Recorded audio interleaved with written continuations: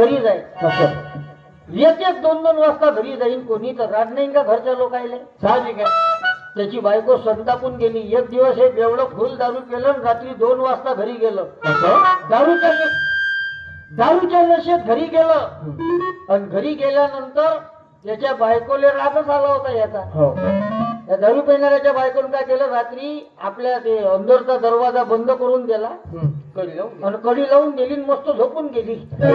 ह्या रात्री 2 वाजता दारू पिऊन घरी गेला. घरी गेल्यानंतर दरवाजा बंद पाहिला आणि यानं जोरात जोरात दरवाजा ठोकणं चालू केलं. म्हणे दरवाजा उघड. याची बायको म्हणे आज तू काही कर, तुझा रोजचा धंदा झालाय म्हणे, आज मी दरवाजा उघडणार नाही. यासाठी बाहेर पोते हातरून ठेवले आहे म्हणे. बस ते टाक म्हणे अंगणात आणि तेच झोप म्हणे, पण आज दरवाजा उघडत नाही. काहीच लावलं म्हणे, रोजचं 2-2, 3-3 वाजता दारू पिऊन येणं लावलं म्हणे, मी आज दरवाजा उघडत नाही म्हणे.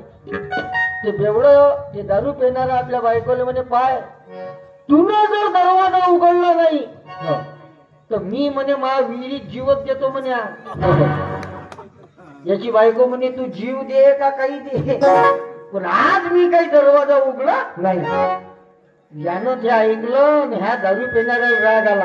दारू पिणाऱ्यानं काय केलं मावशी, त्याच्या अंगणामध्ये धुण्याचा दगड ठेवून होता. धुण्याचा गोटा होता. ज्यानं तो अंगणातला धुण्याचा गोटा काढला तेवढ्या रात्री, त्याच्याच अंगणात विहीर होती. यानं तो धुण्याचा गोटा काढला आणि त्या विहिरीमध्ये जोरदार फेकला. जसा फेकला तसा भटकन आवाज आला. याच्या बायकोला वाटलं मेला. ते रडत रडत बाहेर निघाली. जोरात जोरात रडे म्हणे असं काऊन केलं. आणि हे बायको जशी याची बाहेर निघाली तसं हे बेवडं अंदर घरात जाऊन घुसलो. मग यानं अंदरून दरवाजा लावला. मग त्याची बायको हे दरवाजा ठोके म्हणे दरवाजा उघडा. या म्हणे आता कसं वाटते म्हणे, मी तुला मग तेच म्हणे उघडा म्हणून, तुला उघडला नाही म्हणे, आता मी नाही उघडत म्हणे. यासाठी म्हणे पोते ठेवलेस आहे म्हणे तूनच लोक म्हणे, आता तू येतस, मी ना उघडत म्हणे दरवाजा. याच्या बायकोला रागाला. याची बायको म्हणे, पाय तुनं जर दरवाजा उघडला नाही म्हणे आता तर मी म्हणे जोरात जोरात बोंबलीन म्हणे, पुरं गाव जमा करीन म्हणे. हे बेवढं एवढं कलाकार एवढ्या दारूच्या नशेत हे बेवढं आपल्या बायकोले म्हणे, बोंबल म्हणे तू जोरात जोरात कर म्हणे गाव जमा. मी गाववाल्याला विचारतो म्हणे का हे एवढ्या रात्री 2 वाजता कुठं हिंडायला गेली होती. मी कलाकार आहे का जी बेवडे, का डोकं चालवून. एखाद्या बेवड्याकडे पैसे नसू द्या प्यासाठी, ते एखाद्या सज्जन माणसाले असं घुमवते का नाही, आणि त्याच्या खिशातले बरोबर 50 जापते शा. काही करा पण सोय जमवते.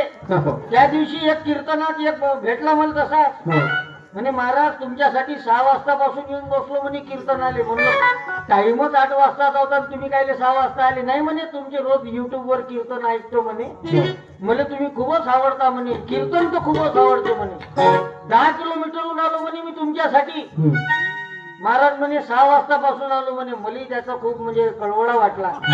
मग मी त्याला कीर्तन झाल्यानंतर त्याला चांगलं जवळ घेतलं, त्याला शॉल दिली, नारळ दिलं त्याले, आणि हारी टाकून दिला त्याच्या गळ्यात. म्हणलं किती प्रेमी माणसं आहे जी म्हणलं तुम्ही.